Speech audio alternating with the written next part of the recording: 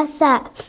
Nawaitu sauma godin an adai fardi syahri ramadana hadisa nati fardolillahi ta'ala.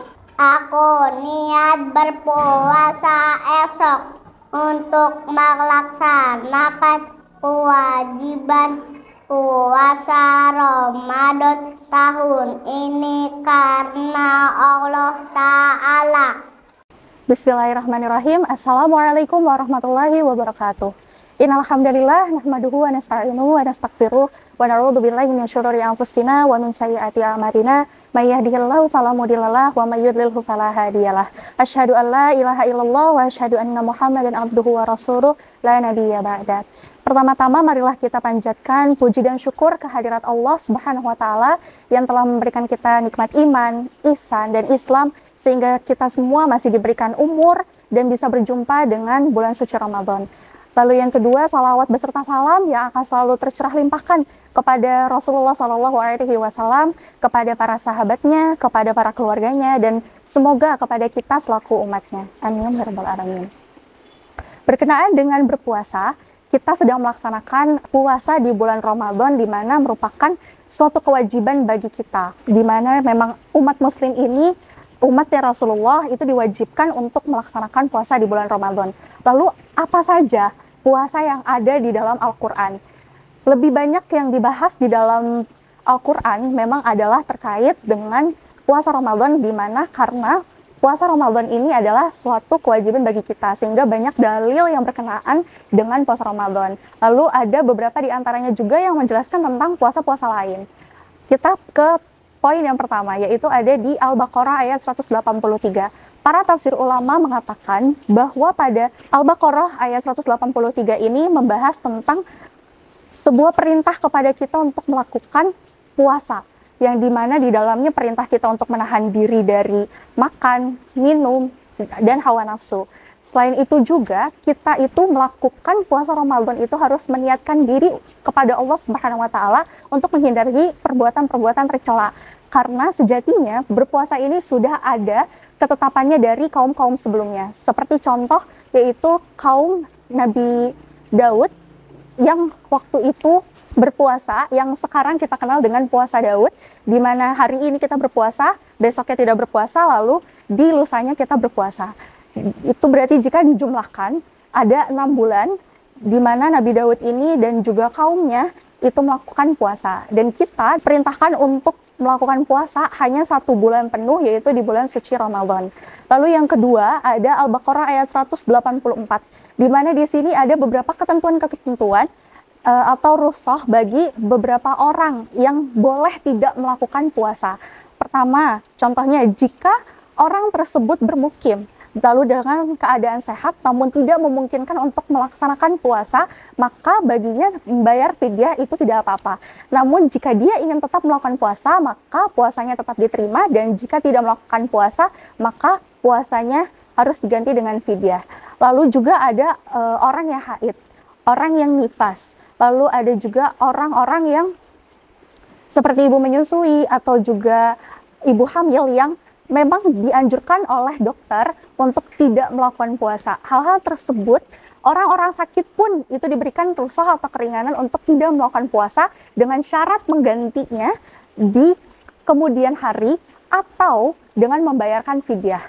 Lalu yang ketiga ada Al-Baqarah ayat 185, di mana di sini dijelaskan pada bulan suci Ramadan kita memiliki satu kemuliaan, yaitu bulannya diturunkan Al-Quran. Al-Quran ini sendiri diturunkan kepada kita, kepada Rasulullah SAW, itu melalui 2 cara, yaitu secara berangsur dan secara langsung. Secara langsung yaitu adalah Allah turunkan dari langit menuju Lauhul Mahfudz, dan yang kedua adalah secara berangsur-angsur kepada kita melalui malaikat Jibril, itu diturunkan pada bulan Ramadan yang bertepatan pada 17 Ramadan yang bertepatan di tahun ini di 1444 Hijriah ini ada pada tanggal 7 April.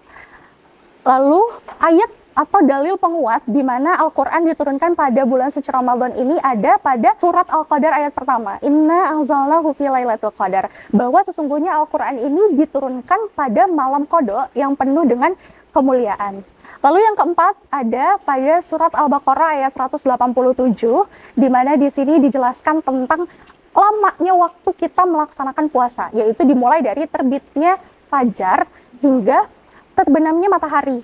Di mana jika kita sudah mendengar yang namanya azan subuh itu berarti sudah masuknya fajar, itu kita harus mulai menahan diri dan dari makan, minum, dan juga hawa nafsu. Sehingga kita dianjurkan untuk menahan diri dari beberapa waktu sebelumnya, seperti adanya imsak dan lain sebagainya.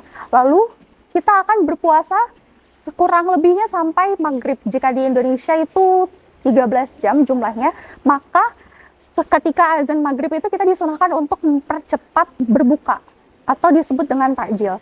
Lalu juga ada Al-Baqarah ayat 187.